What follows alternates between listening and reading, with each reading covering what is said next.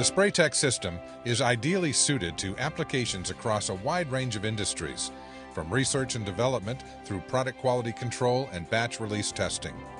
The Spraytec delivers accurate, reproducible spray size analysis in an easy-to-understand format.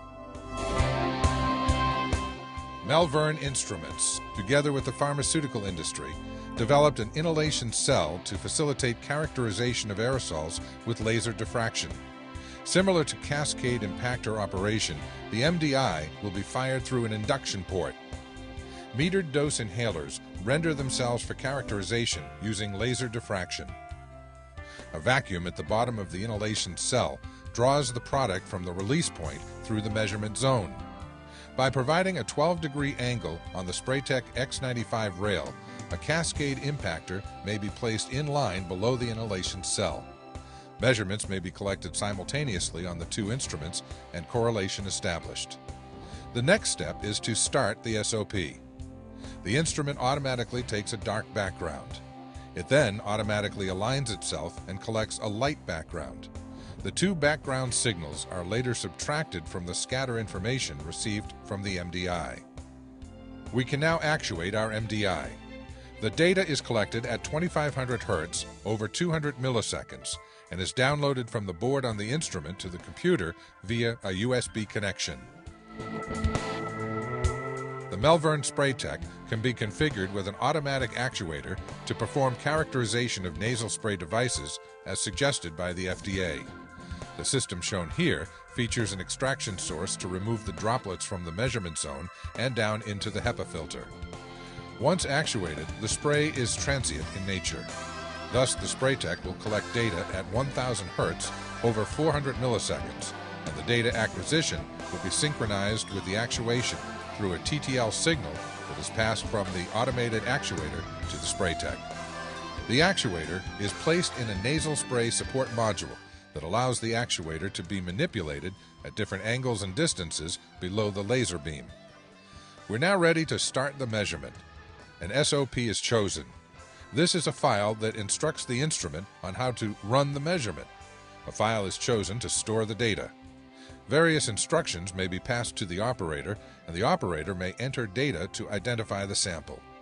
Part of the SOP entails setting the nozzle tip at a specified distance to the laser beam.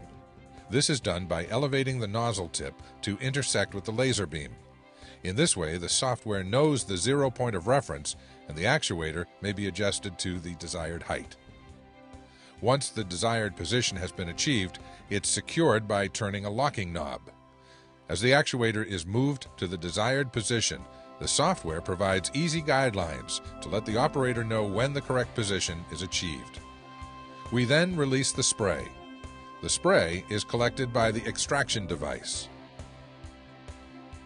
The Malvern Spraytec may be fitted with an inhalation cell for measurement of inhalation aerosols. By pulling a vacuum from below, it's possible to maintain a constant flow rate through the measurement zone. The flow rate can be set so that it equals the flow rate needed to validate measurements from a cascade impactor. However, the Spraytec does not require a constant flow rate. The flow may be reversed to mimic breathing. The inhalation cell may be used in a vertical position to measure metered dose and dry powder inhalers through an induction port. Nebulizers are measured directly through the cell in a horizontal position. To introduce the inhalation cell to the Spraytec, we need two adapters for the optical units. Each adapter has an inner gasket to ensure a tight fit against the optical unit. Transforming the Spraytec from an open configuration to the inhalation cell is easy. First, the cover caps are removed from the optical units to make room for the adapters. Then the two adapters are mounted to the transmitter and receiver units by fastening them with 4 small socket cap screws. Now the Spraytec is ready to receive the inhalation cell. The first step is to mount the inhalation cell to the X95 rail. This is done quickly by positioning the inhalation cell on the X95 rail and then fastening the 2 finger screws at the bottom plate of the inhalation cell. Then the 2 optical units are released to slide along the X95 rail. This is done by loosening up the 2 finger screws at the base of each unit. The units are then pressed firmly against the secured inhalation cell. The holes in the adapters accept the geometry of the inhalation cell with a sealed and tight fit. The finger screws at the base of the optical units are tightened, and the system is ready for measurements. Having turned the inhalation cell to a horizontal position, nebulizers may now be measured across the laser beam. A small adapter is mounted to the inhalation cell entry port, and a pressure nebulizer may be mounted to the cell. Data is now collected in continuous mode, in which the detector is read at 1 Hz frequency. In this mode, the data is shown real-time on the monitor as the measurement progresses. The top line is the transmission, followed by DV90, DV50, and finally DV10. The data display, with the x-axis being the timescale, is referred to as the time history profile. Data segments from the time history profile may be averaged and displayed as an averaged size distribution.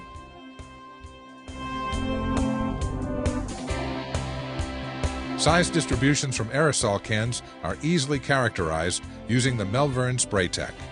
An aerosol positioning device helps mounting the can and holding it in a fixed position with respect to distance from the nozzle to the laser beam and distance from the nozzle to the detector of the Spraytec. The holder will accommodate different can designs. The right height may be chosen by moving the nozzle into contact with the laser beam and then backing off to the desired distance, at which point the position is secured with a locking knob. We can now actuate our aerosol. The red flare indicates the interaction of the laser light with the aerosol as the latter travels toward the extraction source. To run the experiment, we choose an SOP and a file to store the data. As the SOP progresses, the operator is allowed to enter information about the sample. The software then instructs the instrument to measure a dark background. It automatically aligns itself and takes a light background. Both background signals are later subtracted from the actual detector readings received from the aerosol. The data is collected at 1000 Hz over 2 seconds. By using a transmission trigger, the instrument holds back data collection until the trigger condition is met. Once the aerosol data has been actuated and data streamed from the instrument board to the computer, the software screen gets updated. An average may be performed automatically, provided the time interval for the average has been specified in the SOP. The collected data may be viewed in table form or in graph form. Besides the standard parameters, 16 custom parameters may be monitored as well. The data from the Spraytec is also shown in a time history display in which the x-axis is a time scale. The horizontal lines from top to bottom are respectively transmission, DV90, DV50, and DV10.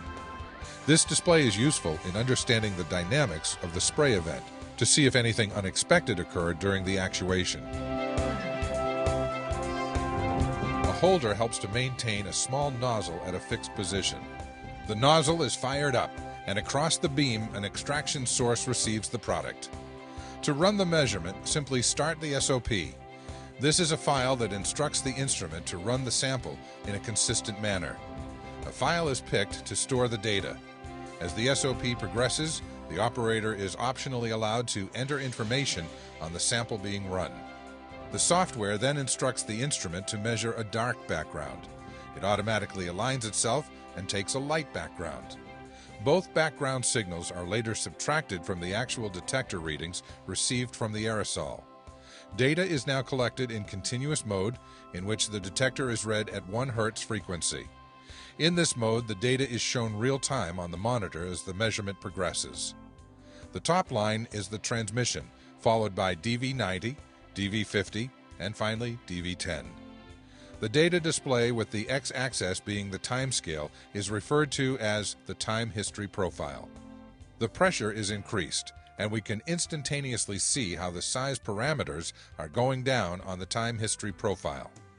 Data averages are now easily created and overlaid for comparison of the two different pressure settings.